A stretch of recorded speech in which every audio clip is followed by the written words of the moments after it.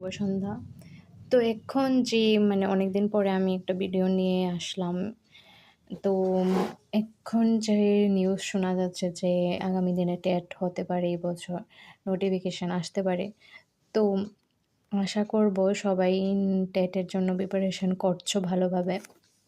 তো আজকে আমি তোমাদের জন্য একটা কি বলবো, কীভাবে নোটটা তুমি রেডি করে রাখলে তোমার জন্য সুবিধা হবে তার একটা ছোট্ট একটা ভিডিও নিয়ে এসেছি, মূলত সিডিপি রিলেটেড টপিক থেকে।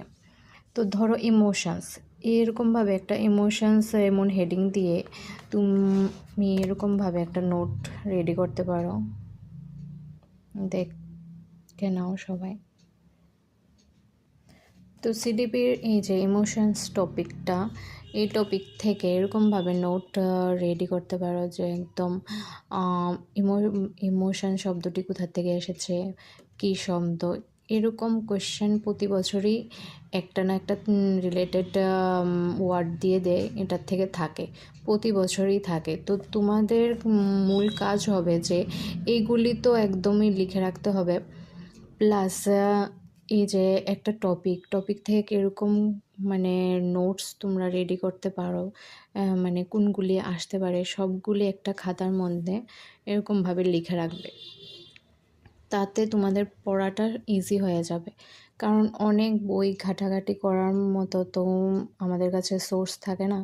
এখন অনেকখান থেকে কোয়েশ্চেন আসে, এক এক রকমের কোয়েশ্চেন আসে, তো দিনে দিনে আরও টাফ হচ্ছে জিনিসগুলি। তো যেখান থেকে যাই পাবে এরকমভাবে টপিক ওয়াইজে লিখে নিজেরা একটা নোট রেডি করবে, এবং এরকম হাইলাইটার ইউজ করবে। হাইলাইটার ইউজ করলে কি হয়, আমাদের ওই জিনিসটা আরও ভালোভাবে মনে থাকে। তো হাইলাইটার ইউজ করবে এবং এরকমভাবে নোট রেডি করবে ইমোশনসে যেগুলি টপিকস আছে, এবং যার যে থিওরি দিয়েছে এরকমভাবে লিখে রাখবে।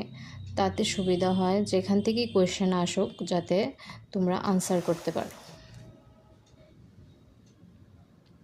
আমার লেখার দিকে যাবে না, অনেক যখনই নোটস করেছিলাম, এগুলি রেডি করেছিলাম, অনেক তাড়াহুড়ায় করেছিলাম। তো এরকমভাবে তোমরা নোটগুলি কালেক্ট করবে, এটা ইউটিউব সোর্স হোক, বুক হোক, যেখান থেকেই পারো সোর্স কালেক্ট করে এরকমভাবে সিরিয়াল মেনটেন করে একটা নোট রেডি করবে।